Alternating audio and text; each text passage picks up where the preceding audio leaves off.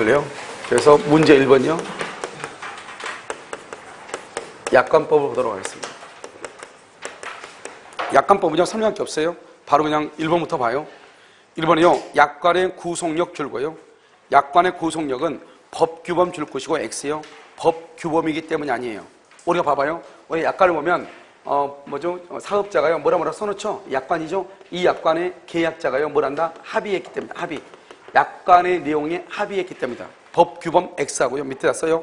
약관의 내용에 합의하였기 때문에, 합의. 그걸 계약설이다. 이렇게 합의. 그 다음에 2번 보면 좀 웃기죠. 골프장 운영회사가 불특정 다수의 회원에게 적용하기 위하여 만든 골프클럽 운영 해칙이죠. 그러니까 골프장, 골프 염장 있죠? 거기서 하고 있는 골프클럽 운영 해칙이죠. 이것이 어떤 내용이냐? 권리, 의무에 관한 규정, 권리와 의무. 그러니까 그 회원들의 권리와 의무에 관한 규정이 있단 말이죠. 이것도 무슨 성질이다? 약관하고 동일한 성질이다. 이 말이죠. 그 다음에 3번은요. 은행 거래 약관에서 예금 채권에 관한 줄고요. 예금 채권에 관한 양도 금지 특약이요. 그럼 예금이 뭐예요? 예금은 뭐죠? 예금은 채권이죠. 채권은 뭐예요? 재산권이죠. 재산권은 뭐예요? 내 멋대로 뭐 할 수 있어야 돼요? 양도할 수 있어야죠. 양도할 수 있어야죠. 만약에 양도를 금지하려면 어떻게 해야 돼요? 합의가 있어야죠. 합의가. 그런데요, 예금에 대해서 은행이요, 양도 금지 특약이라고 해놓고 나한테 묻지도 않는 거예요. 그러면 된다, 안 된다? 안 되죠. 알겠죠? 그래서요, 거기 한번 보시면, 예금 채권에 관한 양도 금지 특약이죠? 특약. 그랬으면 어떻게 해야 돼요? 이것은 나한테 물어봐야죠. 이것서 거기다가 설명 의무. 설명을 해야죠. 설명 의무가 있어. 설명을 해야죠. 그런데 두 번째 줄 끝에요. 설명을 하지 않는 상태에서 그 다음 세 번째 줄 가운데요. 양도 금지 특약을 계약의 내용으로 주장할 수 있다, 없다? 없다. 4번은요. 보험자가 보험약관의 명시 설명 의무의 위반 줄고요. 설명 의무의 위반. 그럼요. 두 번째 줄 끝에 그 약관의 내용을 계약의 내용으로 주장할 수가 없어요. 없다. 그러면 5번은요. 보험자가 보험약관의 중요한 내용에 관한 명시 설명 의무를 위반하죠.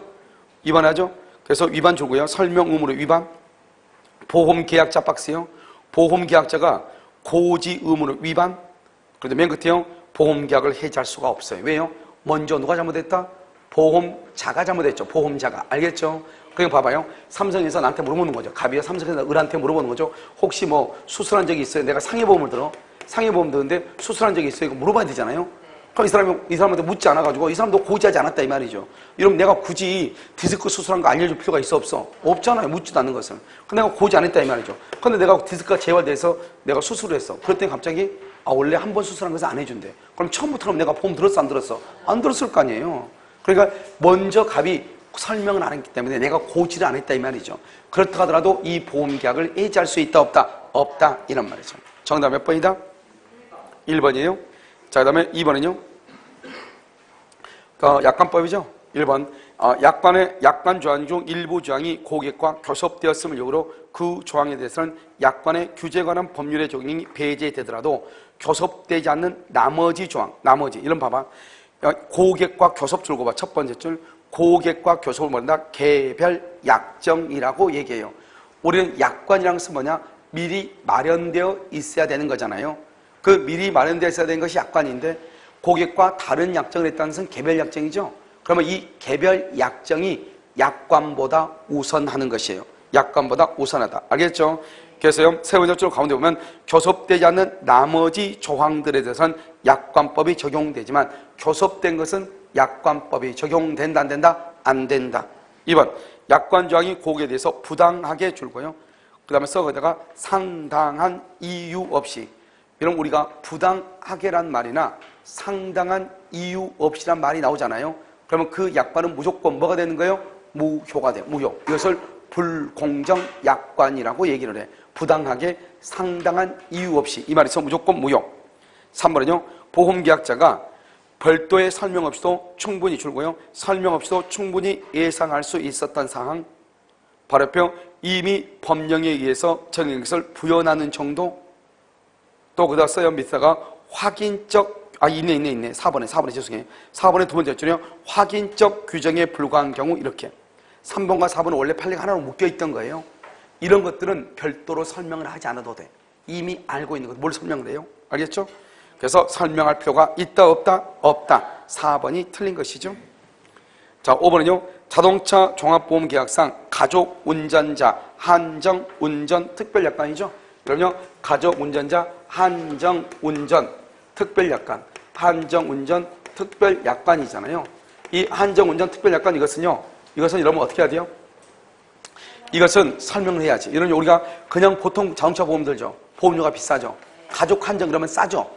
그러면 싸다고 해서 좋은 게 아니잖아요. 그걸 내가 알려줘야 내가 타인에게 자동차를 빌려주지 않죠. 알겠죠? 이것은 명시 설명 의무의 대상이 된다 이런 말이죠. 5번도 맞죠? 그래서 이러면 한정 운전 특별약관 그만 딱 줄구면 되겠죠? 그래서 설명 의무의 대상 이렇게. 4번이 정답이죠. 3번은요. 1번 계약에 적용되는 법령과 동일한 내용 약관 줄고요. 계약에 적용되는 법령과 동일한 약관 내용. 그러니까요. 우리가 이제 어떤 약관이 있는데 다른 법에 민법에 이미 규정된 것과 똑같아. 그럼 그건 민법에서 찾아보면 되는 거죠. 별도로 설명할 필요가 있다 없다? 없다. 설명 의무가 면제 거기까지만.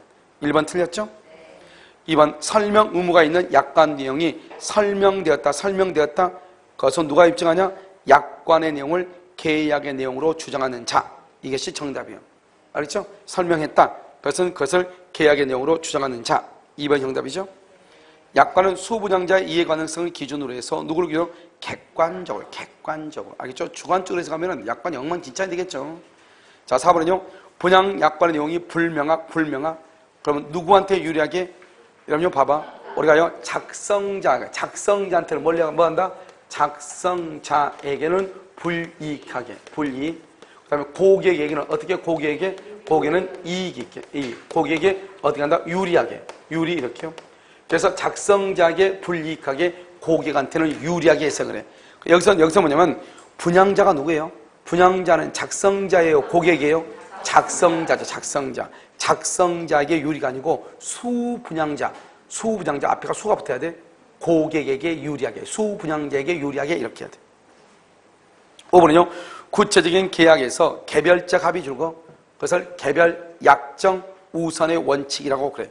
이 개별적 합의는 약관이다 아니다. 그러면 약관 동그라미 약관은 뭐냐? 미리 정해진 것을 약관이라고 얘기를 해요. 미리 정해진 것 알겠죠? 그것을 약관이다 이렇게 얘기를 해요.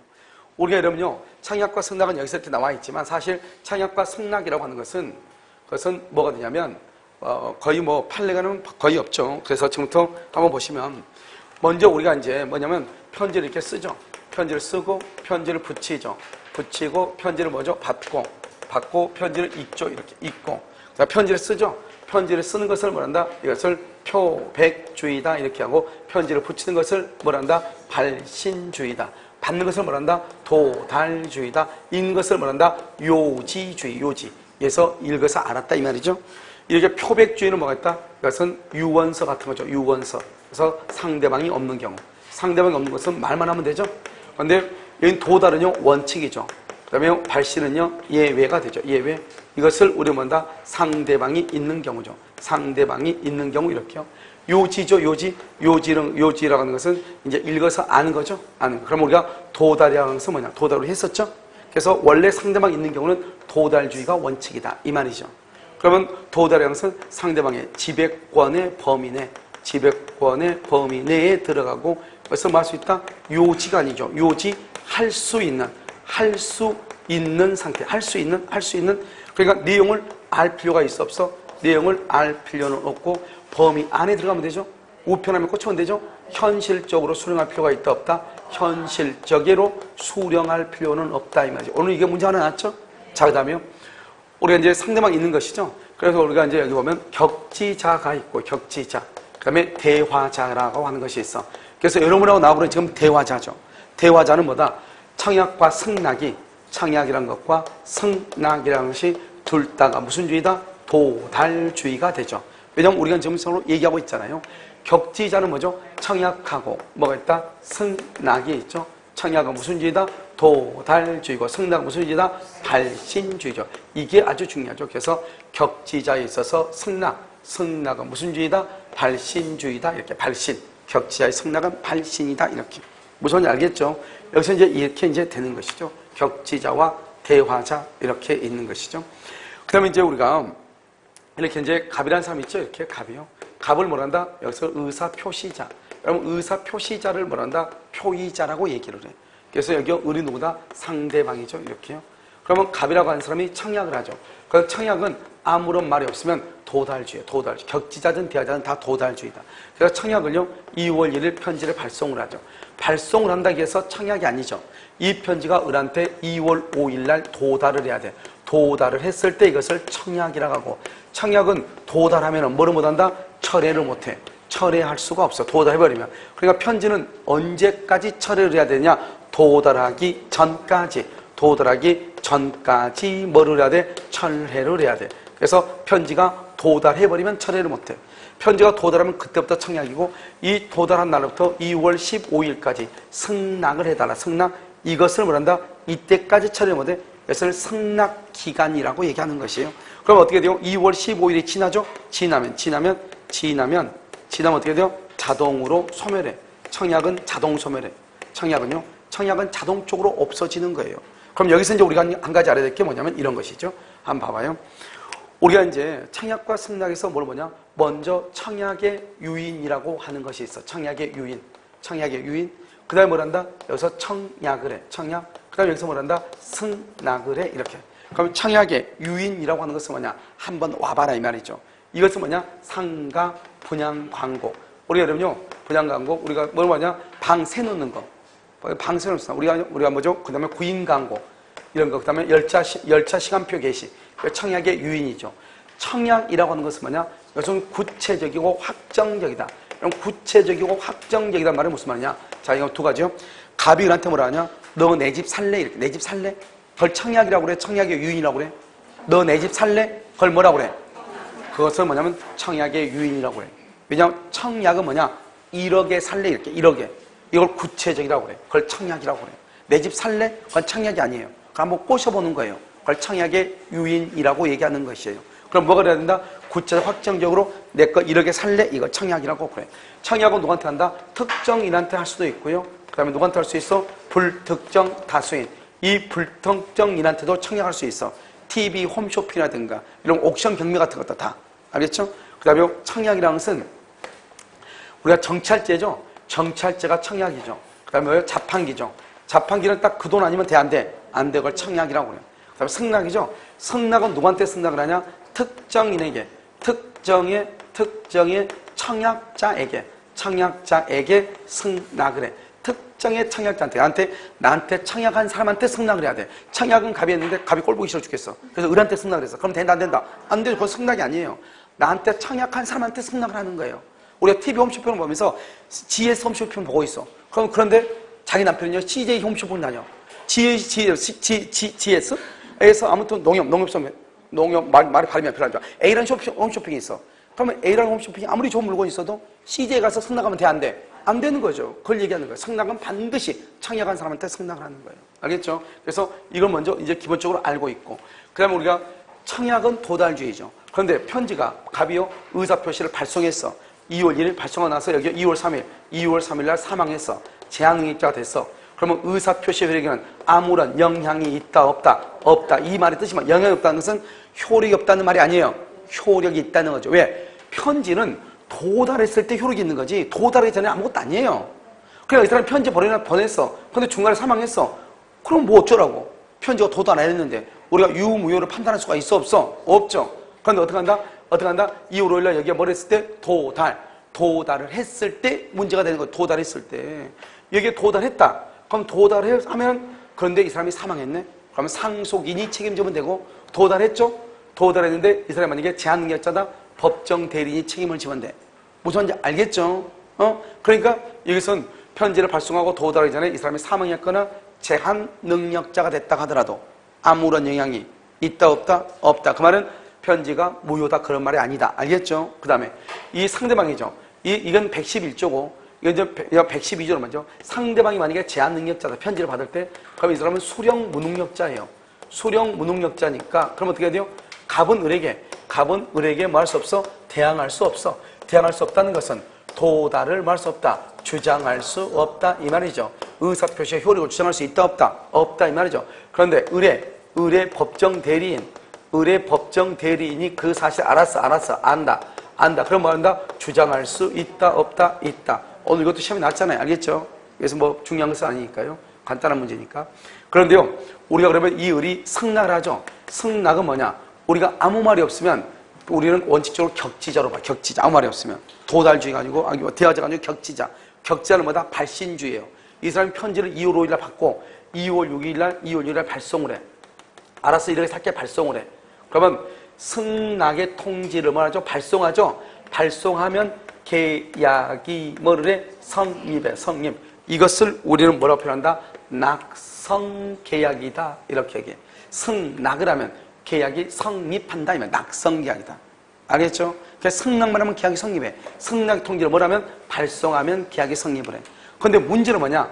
이 발송한 편지가 2월 1일 발송한 편지가 이 기간 안에 도달까지 해야 돼. 2월 6일 발송했는데 이것이요 2월 8일 날 도달했어. 도달했으면 2월 6일부터 계약이 성립해. 발송할 때부터 계약이 성립해. 발송할 때부터.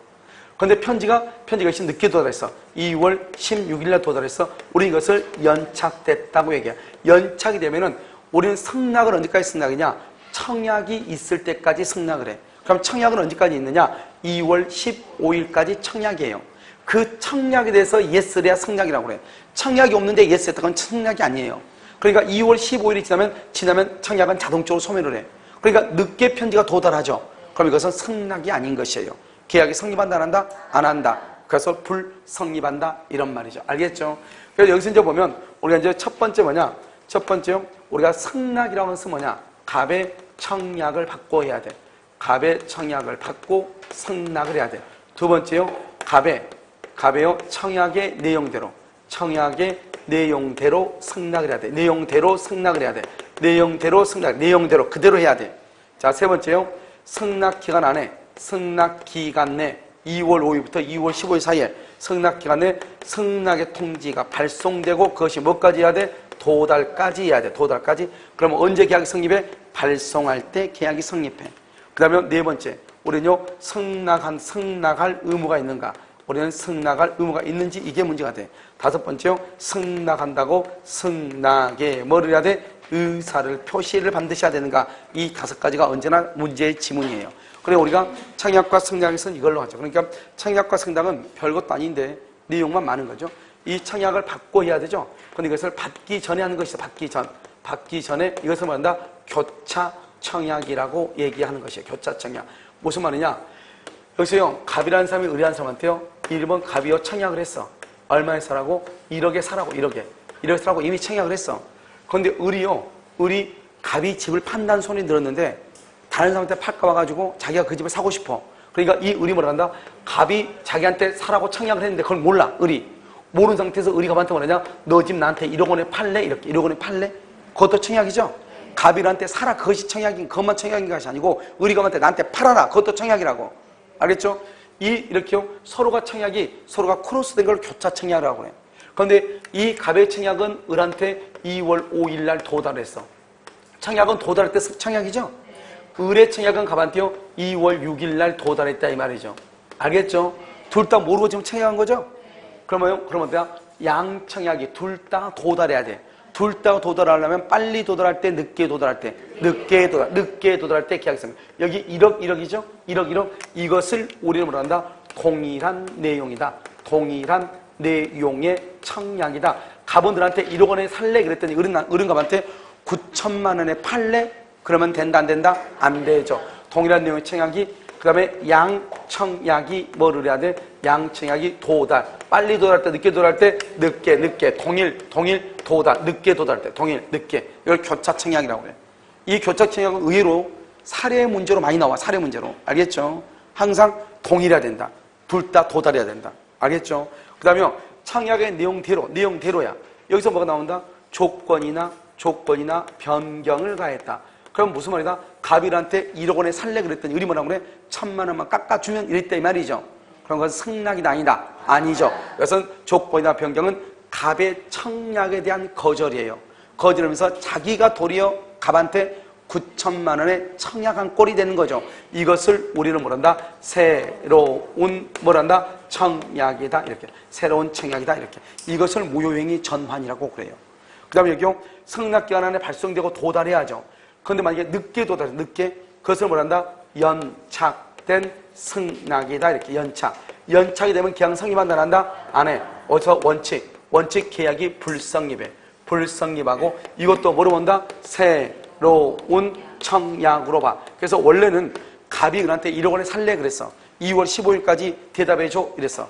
근데 내가 응 알았어. 내가 1억 원에 살게 편지를 보냈어. 언제 보냈냐? 2월 14일 날 보냈어. 그랬더니 이게 내일 들어갈 줄 알았더니 모레 들어갔다 이 말이에요. 2월 16일 날. 그러면 승낙이 아니다. 아니죠. 아닌데 갑은 어떤 생각을 할 수 있냐? 갑은 비록 날짜가 지나고 왔지만 갑은 을이 자기한테요 새롭게 청약한 것으로 보고 예스 할 수 있다 없다? 있다 이 말이죠. 그래서 원래 연착됐다 그러면 뭐로 본다? 새로운 청약으로 보고 상대방이 뭐라 하게 되면 예스 하게 되면 계약이 뭐란다? 성립할 수 있다. 그런데 이 연착된 것이 이 사람이 봐봐 2월 6일 날 편지를 보냈죠. 그럼 우리나라 전국 어디여도 2월 15일 안에 다 도달해 안 해? 도달하죠. 전국 어디라도 도달하죠. 2월 15일 안에는. 그런데요 편지가요 2월 16일 날 도달했죠. 이게 상당히 이례적이죠. 이런 경우로 뭐란다? 이런 경우 이런 말이 꼭 나와. 연착은 연착인데 충분히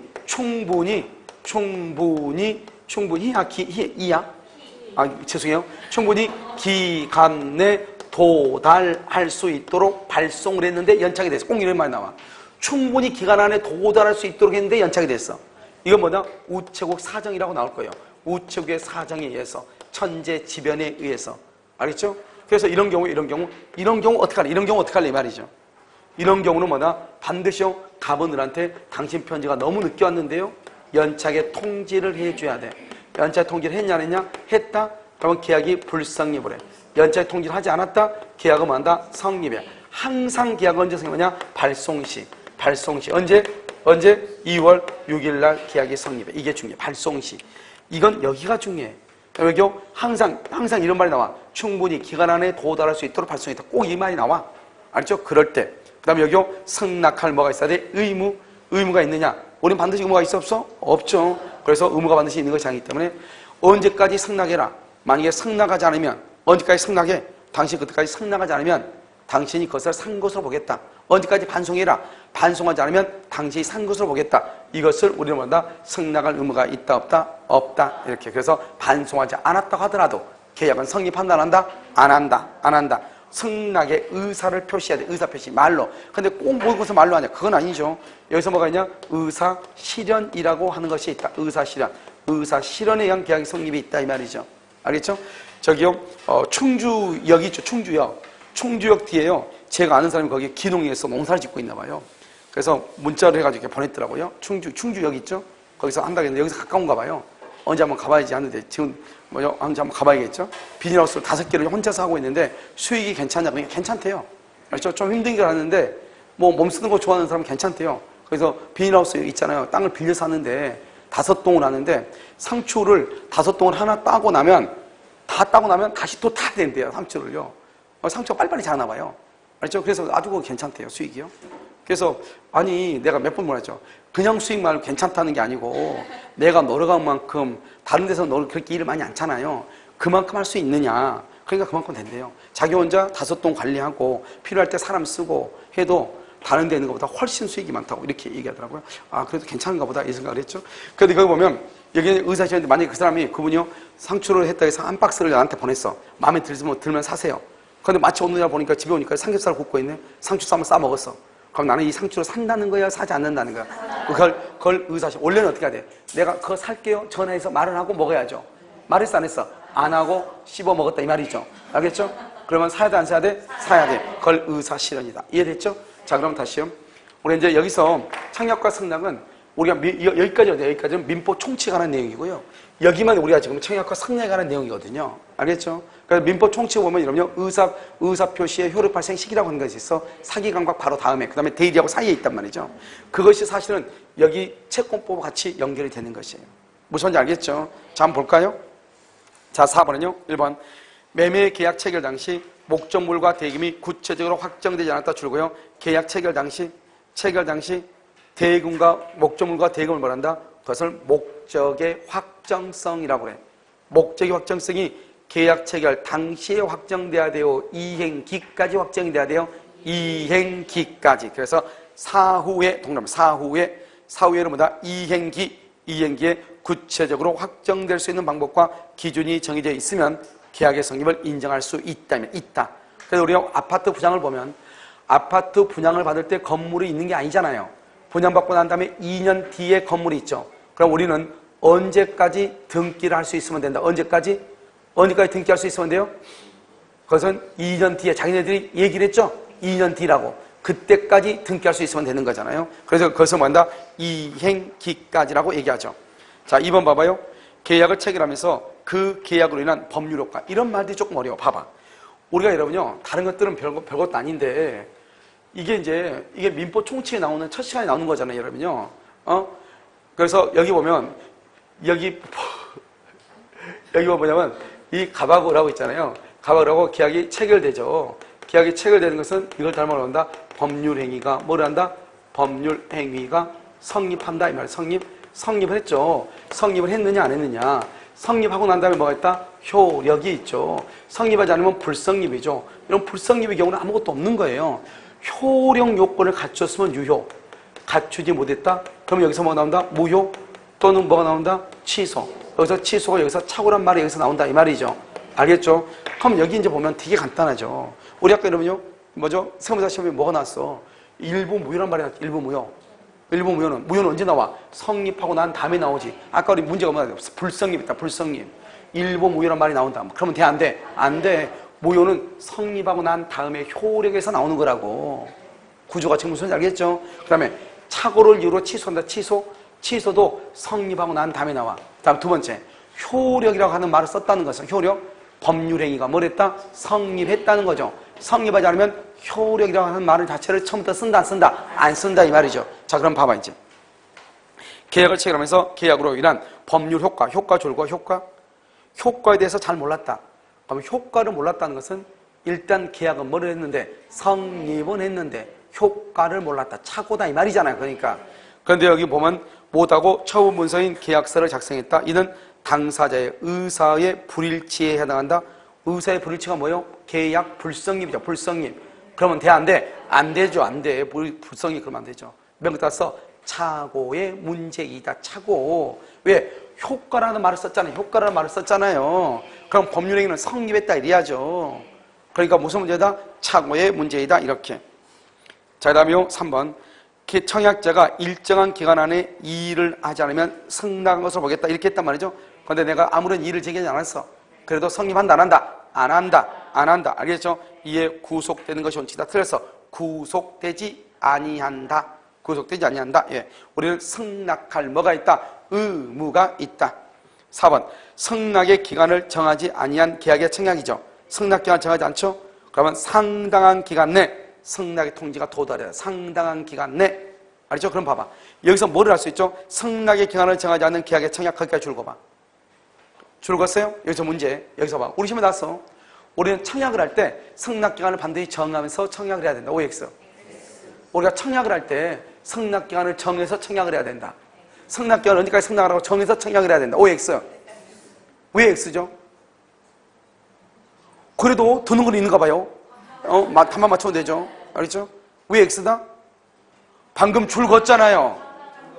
방금 줄 걷어 안 걷어? 줄 근 거 읽어봐. 뭐라고 돼 있어? 아니, 줄 그란 거 읽어봐. 줄 그란 거 읽어보라고. 기간을 정하지 아니한 청약이잖아요. 그게 바로 529조라고. 청약은 두 가지가 있어. 기간을 정하는 청약이 있고 528조. 529조 기간을 정하지 아니한 청약이 있다고. 그러니까 청약을 할 때는 반드시 승낙기간을 정할 필요가 있다 없다? 없다. 그것을 얘기하는 것이에요. 알겠죠? 거기서. 그럴 때는 상당한 기간에 통지를 받지 못하면 효력을 잃는다. 5번은요. 계약의 합의예정. 합의. 그러면 재밌는 말이죠. 합의예정은 뭐죠? 합의가 뭐죠? 계약이야. 계약은 뭔다? 조건을 붙일 수 있어. 계약은 조건을 붙일 수 있어. 알겠죠? 합의 예정에 관한 청약에 대해서 상대방이 조건을 붙여서 승낙을 한 때에도 계약은 뭐가 된다? 해제된다. 틀렸죠? 조건을 붙여 승낙하면 뭐가 돼? 그것은 새로운 청약, 새로운 청약. 합의 해제를 할 때는 조건을 붙일 수 있다는 거지 승낙할 때는 조건을 붙이면 안 되죠. 알았죠? 승낙할 때 조건을 붙여 뭐로 본다? 새로운 청약. 알았죠? 새로운 청약. 그래서 계약해야 된다. OX, X. 정답 몇 번이다? 4번이요. 자, 5번은요. 1번 청약은 계약의 내용을 결정할 수 있을 정도의 사항을 포함시키는 줄고 청약은 구체적, 확정적. 맞죠? 1억에 살래 그래야지. 내 집 살래 그럼 청약이 아니라고. 1억에 살래 청약이라고. 2번 계약의 객관적 요소는 아니더라도 특히 당사자가 객관적 요소가 뭐죠? 우리가 임대차 계약에서는 몇 평을 쓸 것인가 말 것인가, 언제까지 할 것인가, 차임은 얼마고 보증금은 얼마가, 이게 객관적 요건이죠. 그것은 아니더라도 줄고 특히 당사자가 두 번째 줄 중대한 의의를 두고 딱 거기까지. 그럼 이거 뭐죠? 내가 얘기했죠. 예를 들면 임대를 간단 말이죠. 내가 월세를 들어갔는데 나는 다른 건 다 용서가 되는데 변기가 더러운 건 용서가 안 돼. 그래서 내가 뭐라 한다? 다른 건 다 마음에 드는데요. 월세도 다 마음에 들어요. 근데 변기가 너무 지저분해서 이거 싫어요. 이렇게 얘기하죠. 주인이 뭐라고 그래? 아, 이거 내가 봐도 지저분하네요. 바꿔드릴게요. 할 수 있어 없어? 있죠. 그런데 그거 바꿔준다니까 내가 계약한 거지. 나는 월세 다 좋다고 했잖아요. 그건 나는 변기 때문에 싫다고 했잖아요. 내가 가장 중요한 의의를 두는 게 뭐예요? 이런 거 임대차 할 때 변기 때문에 임대차예요? 그건 아니잖아요. 그런데 이 사람은 가장 중요한 게 뭐예요? 변기란 말이죠. 거기에 중대한 의의를 줬어. 그런데 가서 보니까 똑같아. 알겠죠? 그럴 때는 뭐 할 수 있다? 그럴 때는 뭐 할 수 있어요? 해지할 수 있다. 이 말이죠. 알겠죠? 계약 자체는. 그래서 여러분요, 2번이죠? 2번의 경우는 의사합치가 있어야 계약이 성립하고 그렇지 않으면 계약을 해지할 수 있다. 자, 3번은요, 명예퇴직에 봐봐. 우리가 이제 한때 명퇴 바람이 많이 불었죠. 이번에 아마 여러분 GM도 뭐 명퇴 받은 것 같더라고요. 그럼 보면 이 갑이 명퇴를 신청했어. 울도 명퇴를 신청했어. 병도 세 사람 같이 명퇴를 신청했어. 그래가지고 편지가 여기에 이제 도달했어. GM에 도달했단 말이죠. 그럼 GM에 도달하면 GM이 어떻게 한다? 세 사람 중에서 두 사람만 명퇴를 해야 된단 말이죠. 그런데 이제 심사하고 있는 중에 병이요 명퇴를 철회해서 나 안 할래 이렇게. 그럼 이건 어떻게 될 것인가 이 말이죠. 판례가 뭐라 했냐? 권한이 있는 기간에 승낙의 의사가 표시가 있을 때까지 처리할 수 있다 이 말이죠. 알겠죠? 근데 중요한 건 뭐냐? 이미 명퇴를 승낙을 했어. 그때는 처리할 수 있는가? 그때는 처리가 안 돼. 승낙해버리면 처리가 안 돼. 알겠죠? 다시 한번 봐봐요. 명예퇴직의 신청은 근로계약에 대한 합의해지 청약이다. 줄고 합의해지 청약. 그 다음에 사용자의 승낙이 있어 근로계약의 합의해지가 되기 전, 사용자의 승낙이 있기 전까지 뭐 할 수 있다? 철회할 수 있다. 3번 틀렸죠? 자, 그 다음에 4번은요. 제3자에게 자기 명의로 계약을 체결하도록 승낙을 했다. 제3자한테요. 그러니까 갑이라고 하는 사람이 을한테요. 내 이름으로 계약해 그랬어. 우리는 계약은 누구예요? 계약의 당사자는 누구다? 계약의 명의자죠? 알죠? 그래서 상대방이 만약에 갑하고 중에서 을이 원래 계약을 하는데 을이 갑의 이름으로 계약했단 말이죠. 그런데 상대방은요. 갑을 계약의 당사자로 생각하면 누가 계약의 당사자가 된다? 갑이죠. 명의를 준 사람. 그래서 제3자에게 자기 명의로 계약을 체결하도록 승낙하여 그에 따라 계약이 체결됐죠. 특별한 사정이 없는 한 계약의 법률상 효과는 누구한테 미친다? 승낙을 한 본인에게 귀속한다. 알겠죠? 5번 청약과 더불어 송부된 모품을 소비했다가 말이죠. 상추쌈 싸먹었다. 그러면 계약이 뭐한다? 성립한다. 이걸 뭐라고 한다? 의사실현이다. 이렇게. 뭐라고 한다? 의사실현이다. 이렇게. 이것을 얘기하는 것이죠. 그래서 청약과 승낙이라는 것이 이렇게 되어 있는 것이고요. 자, 그 다음에 이제 우리가 뭘 보냐면, 여러분, 우리가 민법 총칙에서 이미 배웠어. 먼저 배웠으니까 간단히 얘기해. 원시적 불능이 있죠? 원시적 불능이 있고, 여기 후발적 불능이 있죠. 그래서 원시적 불능은요, 원시적, 객관적, 뭐가 있다? 여기서 전부 불능이 있고요. 그 다음에 여기 일부 불능이 있죠. 그 다음에 후발적이 있죠? 그럼 원시적이란 말이 뭐다? 이미 멸실됐다. 이미 멸실이요. 이미 멸실되고 없는 것을 계약을 했다 이 말이죠. 그래서 원시적 객관적이란 말이 뭐죠? 여기 건물 있죠? 건물이 철거되고 없는 건 객관적이죠. 전부가요. 3층짜리가 전부가 다요. 전부가 불능일 때는 무효라고 해요. 무효. 그래서 원시적 불능, 객관적, 전부 불능이면 무효가 되고요. 후발적이죠. 후발적은 이런 뭐예요? 지금 이렇게 갑하고 하고 계약을 체결했어. 2월 1일이요. 2월 1일에 계약을 체결했는데 그 전에 이미 1월 30일날요. 건물이 멸실되고 없는 거예요. 1월 30일 이것을 뭐란다? 원시적 불능이다.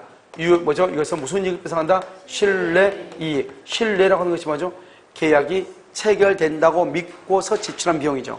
계약이 체결되고 난 다음에 2월 20날 건물이 멸실됐죠. 체결하고 난 다음에 이것을 뭐란다? 후발적 불능이다. 이렇게 얘기하죠. 그런데 원시적 불능은 원칙적으로 무효예요. 후발적은요, 일단 계약은 체결했잖아요. 그러니까 이것은 원칙적으로 유효예요. 이게 가장 큰 차이다. 그래서 후발적은 유효, 원시적은 무효이다. 그래서 여러분 시험에 뭐라 나오냐? 다음 중에서 무효인 것은 이렇게 다 무효인 것은. 그럼 뭐다? 그것은 이미 멸실, 이미 수용됐다. 이것만 찾으면 돼. 그런데 여기에서 유효인 것은 뭐다? 후발적이죠. 후발적은 뭐냐? 계약 체결후죠. 체결후. 계약을 체결하고 난 후에 여기 세 가지죠. 채무자, 채무자의 잘못으로 건물이 멸실됐다. 이것을 뭐라고 한다? 채무불이행이다. 여러분 채무불이행 많이 들어봤죠? 이 채무불이행은 반드시 계약 체결 후 채무자가 잘못해야 돼. 알겠죠? 그런데 여기요, 만약에 채권자죠? 채권자가 잘못을 하면 어떻게 돼요?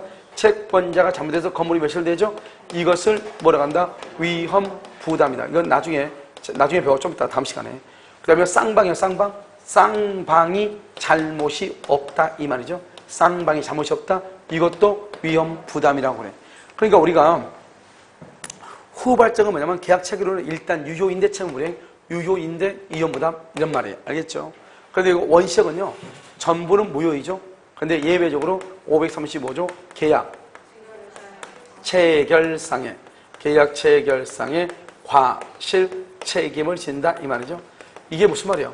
계약을 체결하는 과정에서 잘못이 있는 사람은 책임을 진다 이 말이잖아요.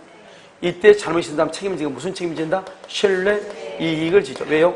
뭐죠? 딱 따라가봐. 무슨 불능이다? 원시적 불능이죠. 그런데 일부죠. 일부라는 것은 뭐다? 미달이랬다. 미달. 그걸 수량을 지정한 매매죠. 수량을 지정한 매매요. 그럼 수량을 지정한 매매란 말이 무슨 말이에요? 그것을 평당 100만 원 이 말이죠. 100만 원 몇 평이다? 100평이다 이 말이죠. 그것을 수량을 지정한 매매다 이 말이죠. 여기서 뭐라 한다? 574조 담보 책임이다. 이렇게 담보 책임이요. 이 담보 책임은 원래는 뭐가 된다? 유효이다. 담보 책임은요. 그래서 유효인데 대금감에 계약 해제 이런 것을 하죠. 그래서 그럼요, 우리가 무효인 것은 계약 체결상의 과실 책임밖에 없기 때문에요. 우리가 문제가 나올 때 다음 중에서 무효인 것이 아닌 것은 이렇게는 나오기 힘들어. 무효인 것은, 원시적 불능인 것은, 알겠죠? 이렇게 나오죠. 계약 체결상의 과실 책임인 것은 이렇게 나오지. 알겠죠? 그래서 그러면 뭐다?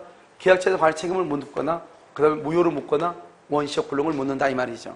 그럼 여기에서 이제 우리가 뭘 보냐? 지금부터 계약 체결상의 과실 책임을 보는데, 계약 체결상 과실 책임은 갑이 있고 을이 있죠? 갑하고 을하고 2월 1일 날 계약을 체결하죠.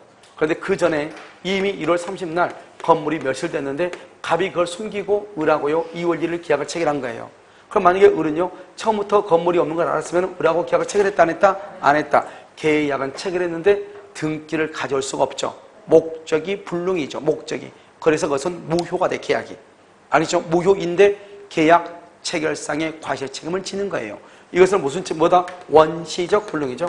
원시적 불능이니까 무슨 이익을 배상한다? 신뢰 이익을 배상하죠. 무슨 이익을 넘을 수 없다? 이행 이익. 그럼 이행 이익을 말한다? 전매 차익이죠. 이행 이익을 뭐 하지 못한다? 넘지 못한다. 이렇게. 이 을은 아무것도 알아 몰라. 모르죠? 그래서 반드시 을은요 선의 플러스 무과실. 이 사람은 건물이 멸실된 건 몰라야 된다 이 말이죠. 갑은요, 갑은 뭐가 된다? 악이. 또는 뭐가 있다? 과실. 악이나 과실이 있고, 을은 선이 무과실이 돼야 된다 이런 말이죠. 이렇게.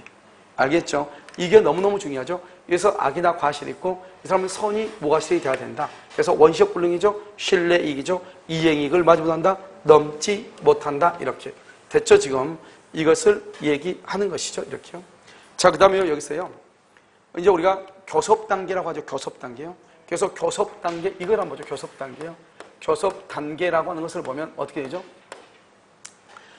교섭 단계 이걸 보면 이것도 뭐 간단한 것인데요. 우리가 이제 교섭 단계라고 하는 것은 아직은 계약을 하기 전이다. 체결하기 전이죠. 체결하기 전이죠. 계약이 체결하기 전이면 원시적이다, 후발적이다. 그래서 원시적이죠. 원시적은 무슨 이익을 배상한다? 신뢰 이익을 배상하죠. 그러면 계약을 체결하기 전이란 말은 여기서요, 여기요, 우리가요, 채무불이행이라는 말이 나와 안 나와? 채무불이행이라는 말이 안 나오죠. 채무불이행은 언제 나와요? 계약을 체결하고 난 후 후발적에서 나오는 것이죠. 그 다음에 계약을 체결하기 전이죠. 여기서 계약을 체결하기 전이니까요. 우리는요, 반드시 계약을 체결할 의무가 있어, 없어? 계약 체결에 뭐가 있어? 자유가 있어. 자유가 있으니까 계약을 체결할 의무가 있는 것은 아니니까 체결을 거부할 수 있는 것이에요. 그런데 그 거부가 문제냐? 교섭 단계에서 상당한 이유 없이요, 계약 체결을 거부했다 이 말이죠. 그래서 여기서 부당 파기했다 이 말. 부당 파기. 상당한 이유 없이 부당 파기했다. 이렇기 때문에 이것을 뭐란다? 이것을 불법 행위라고 얘기하는 것이. 그러니까 부당 파기를 했어도 상당한 이유가 있으면은 불법이다 아니다? 아니죠. 불법 행위가 있죠. 그러면 뭘 해야 된다? 손해배상을 해야 돼요. 손해배상. 이때 손해배상 어떤 손해배상이다? 신뢰이익배상이다. 이것은 교섭 단계니까 이렇게. 그 다음에 이 불법 행위에 의해서 정신적 위자료도 청구할 수 있죠. 그래서 여러분 우리가요, 누군가한테 폭행을 당한다? 그럼 폭행에 대한 치료비를 받지만 그 폭행으로 인해서 내가 정신적 충격을 받았죠? 위자료 받아야 돼, 안 받아야 돼? 받아야 되죠. 정신적 위자료도 받아야 된다 이 말이고요. 여기서 손해배상은 이렇게 하죠. 무슨 이익이다? 신뢰이익이다 이렇게. 이때 신뢰는 뭐죠? 계약이 체결될 것으로 믿고, 계약이 체결될 것으로 믿고. 무슨 말인지 알겠죠? 그래서 이 계약이 체결되고 믿고 이것을 뭐라고 하냐? 그것은요, 계약 체결의 좌절되더라도 어쩔 수 없다. 그건 믿는 게 아니죠? 이건 청구를 못해. 경쟁 입찰이란 말이 뭐죠? 경쟁 입찰에 참가한다. 그럼 이 경쟁 입찰에 참가한다는 것은 경쟁 입찰을 뭐란다? 이건 경매라고 하거든요. 경매에 참가한다 이 말이죠. 그런데 우리가 경매의 경우는 내가 반드시 경락을 받는다는 보장이 있다 없다? 없다. 그래서 신뢰가 아니다 이 말이죠. 계약 체결에 좌절돼도 괜찮아. 경쟁 입찰에 참가. 이것은 신뢰가 아니니까 청구를 못하는 것이에요. 그런데요, 우리가 내가 돈을 지불했는데 뭐 때문에 지불했냐? 갑이 을한테 일방적으로 요구를 해. 그래가지고 어쩔 수 없이요, 을이 갑의 요구대로 요구해서 을이 비용을 지출했다 이 말이죠. 이 비용 이것도 뭐 할 수 있다? 청구할 수 있다 이렇게. 이것을 교섭 단계. 이것은 우리 시험에 연속 2번 나왔어요. 알겠죠? 그래서 계약 체결상 완료 책임은 여기까지가 한 문제인 것이에요. 됐죠? 그래서 이 문제 한번 봐. 자, 한번 볼까요? 6번은 봐봐요. 6번은 당사자 일방이 계약의 교섭 단계 줄고요. 계약이 체결될 것이라는 정당 기준 내지 신뢰를 보여요. 상대방이 선의로 행동했다. 그 말이 무슨 말이죠? 계약이 체결될 것으로 믿었다 이 말이잖아요. 그런데 정당한 이유 없이, 거기 박스에 정당한 이유 없이 뭘 했다? 거부했다. 거부. 1번 계약 책임은 뭐죠? 계약 책임은 성립할 수 없고. 딱 거기 줄고 봐. 지금 왜요? 아직 계약 체결했어 안 했어? 안 했죠. 아직 계약 체결 안 했죠. 그러니까 원시적이죠. 그러니까 계약 체결은 성립할 수 없고 이 말이죠. 상당한 이유 없이 계약의 체결을 거부해요. 손을 입혔죠. 그럼 뭐가 생긴다? 상당한 이유 없이 줄거요. 그 다음에 체결을 거부. 그럼 바로 옆에 불법행위가 성립해. 2번요. 이때 배상해야 할 손해는 이행이익이다, 신뢰이익이다. 신뢰. 계약이 유효하게 체결된다고 믿었던 것에 의하여 입었던 손해 줄고요. 계약이 유효하게 체결된다고 믿었던 것에 의하여 입었던 손해. 이것을 신뢰이익이다 이렇게. 3번 신뢰이익의 배상이 되는 경우 배상돼야 할 손해 범위에 줄고 경쟁 입찰에 참가. 경쟁 입찰이라는 것은 뭐예요? 내가 반드시 경락을 받는다는 보장이 있다 없다? 없죠. 그러니까 이런 경우는 신뢰이익에 포함된다 안 된다? 안 된다. 알겠죠? 4번 계약 교섭의 파기로 인한 불법행위가 줄고 인격적 법익을 침해. 2번째 줄이요, 정신적 고통을 초래. 3번째 줄 끝에 손해에 대해서도 별도로 배상을 구할 수 있다. 자, 그 다음에 5번은요, 이행의 착수가 상대방의 적극적 요구 줄고, 이행의 착수가 상대방의 적극적 요구. 그 다음에 바로 밑에 들어간 비용. 3번째 맨 끝에 손해에 해당한다 이 말이죠. 여기 보면 상대방의 적극적 요구로 비용을 들어갔죠? 이것도 손해에 해당한다 이런 말이에요. 무슨 말인지 알겠죠? 그래서 여기까지 일단 하고요. 그 다음에 7번부터는요, 쌍무계약이죠. 동시에 한 몇 번 설명을 해야 되니까 잠깐 쉬었다 하도록 그렇게 하겠습니다.